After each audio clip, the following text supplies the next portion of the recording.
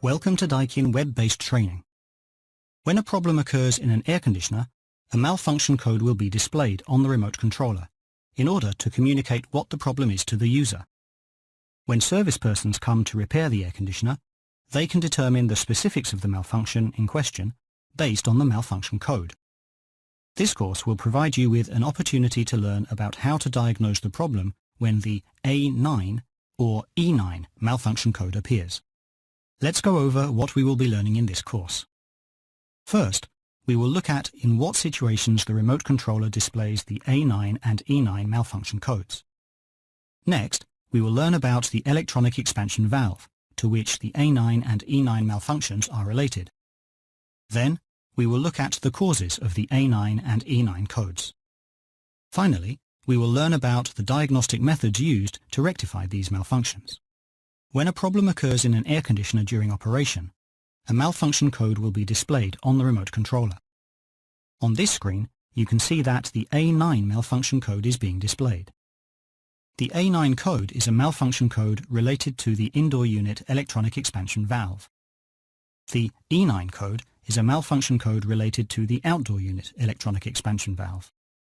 The microcomputer on the printed circuit board detects a problem with the electronic expansion valve coil and displays it on the remote controller.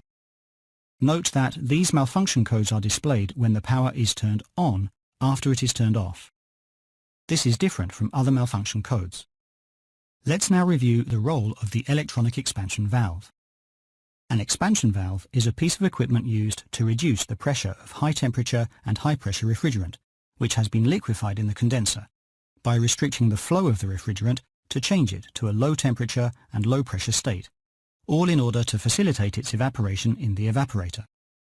An electronic expansion valve installed in some of the VRV indoor units controls the superheat temperature of the refrigerant gas that evaporates during cooling operation, and the subcool temperature of the refrigerant gas that condenses during heating operation. Moreover, an electronic expansion valve is also installed in a VRV outdoor unit, which controls the superheat temperature of the refrigerant gas at the condenser outlet. This is an example of the piping diagram for a VRV indoor unit. The electronic expansion valve is located here. During cooling operation, it controls the superheat temperature of the refrigerant gas by adjusting the refrigerant flow rate. It also controls the subcool temperature during heating operation. This is an example of the piping diagram for a VRV outdoor unit. The electronic expansion valve is located here. During heating operation, it controls the refrigerant flow rate in order to maintain the air heat exchanger outlet superheat temperature at a constant level. The outdoor unit heat exchanger acts as an evaporator during heating operation and takes in heat from the outdoor air. As we have already learned, both the A9 and E9 malfunction codes are related to the electronic expansion valve. A9 is the malfunction code for the indoor unit electronic expansion valve, and E9 is that for the outdoor unit electronic expansion valve. Both are automatically checked by a microcomputer mounted on the PCB.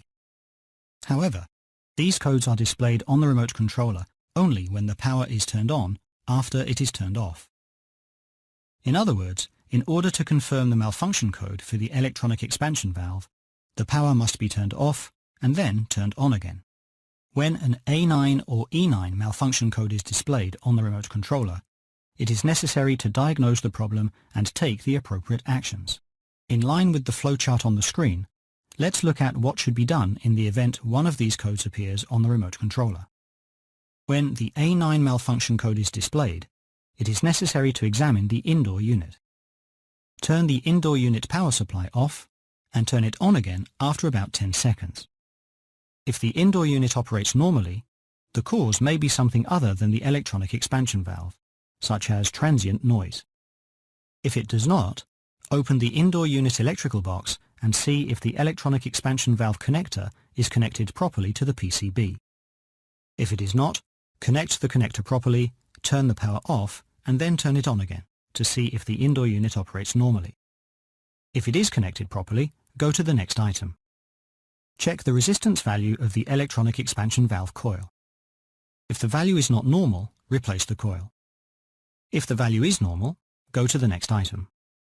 Note that the normal resistance value of the coil will be explained later.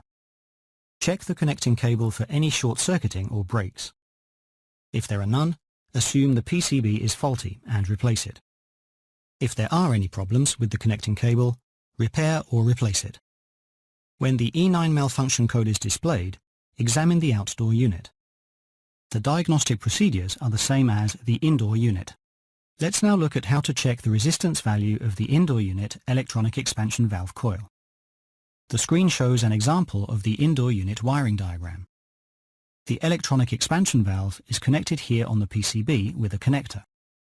In order to check the resistance value of the electronic expansion valve coil, disconnect the X7A connector.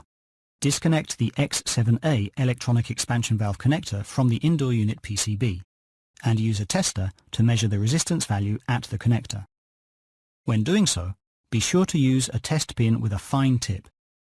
This is because a test pin with a normal size tip cannot be inserted properly into the connector, preventing accurate measurement. When the resistance value is determined to be abnormal upon comparing the measured value with the normal value, it can be fixed by replacing just the coil, not the entire valve. Next, let's look at how to check the resistance value of the outdoor unit electronic expansion valve coil. The screen shows an example of the outdoor unit wiring diagram, and the electronic expansion valve is connected here on the PCB with a connector. Similarly to the case with the indoor unit, disconnect the X21A connector from the PCB. Disconnect the X21A electronic expansion valve connector from the outdoor unit PCB and use a tester to measure the resistance value at the connector. When doing so, be sure to use a test pin with a fine tip. This is because a test pin with a normal size tip cannot be inserted properly into the connector, preventing accurate measurement. When the resistance value is determined to be abnormal upon comparing the measured value with the normal value, it can be fixed by replacing just the coil, not the entire valve.